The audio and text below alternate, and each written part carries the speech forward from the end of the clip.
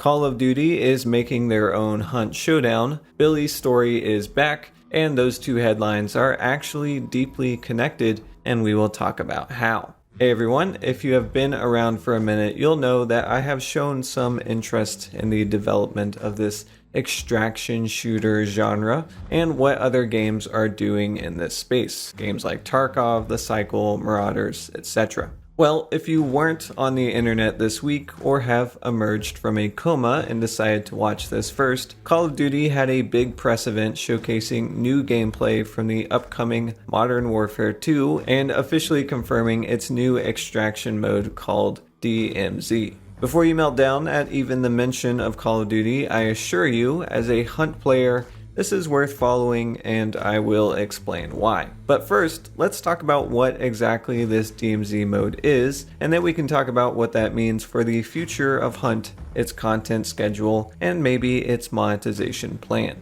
Okay, it's probably easiest just to hear the pitch.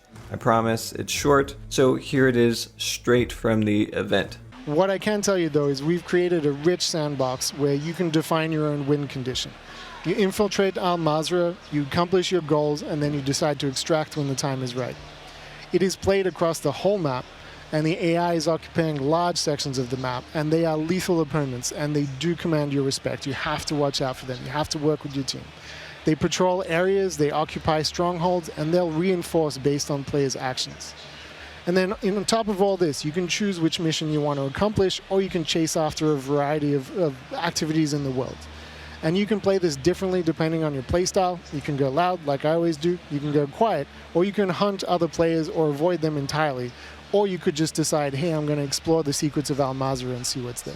So a quick review of those DMZ features: play on the whole map, sandbox, lethal AI, AI-occupied strongholds. You can play loud or stealth, hunt other players, and extract when you want. Does any of that sound familiar? I don't want to do too much hand-holding here, but just to acknowledge, yes, Hunt is unique, has a strong identity, rich lore, growing player base, all of that stuff. This channel should be proof enough that I enjoy Hunt Showdown, but when the largest game on the market decides it's going to enter the genre, it should definitely pique your interest for a number of reasons. Other games have tried to enter this extraction shooter genre. Battlefield 2042 had Hazard Zone, but like so much else with that title, it just kind of stumbled and fell and refused to stand up, and then EA shot it in the head, ending support for that mode. The Cycle Frontier emerged on the scene, but it too has struggled with its identity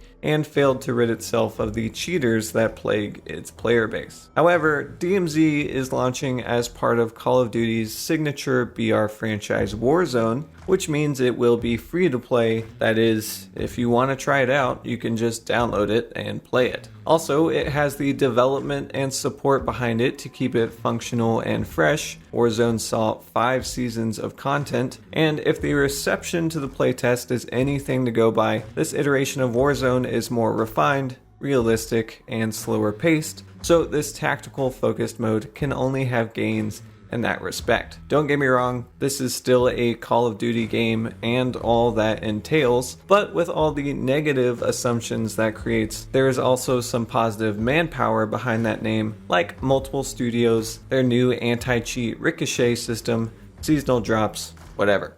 Warzone 2.0 doesn't launch until November 16th, but we can already see the gears turning in what might prove to be an interesting competition between Call of Duty and Hunt Showdown. Call of Duty's multiplayer beta, not Warzone, just multiplayer, goes live for all platforms starting September 22nd if you pre-ordered the game. And Hunt just recently confirmed that a Twitch Drops campaign will be starting soon, teasing that the much clamored for Billy's story is making a return. Also, you may recognize this beetle from last week's episode. So, what do you think the chances are that these two events will happen close together or even intersect? My point being, people will say that these two titles aren't competitors, but I am betting the planning people over at Crytek are at least keeping tabs on the games entering this genre.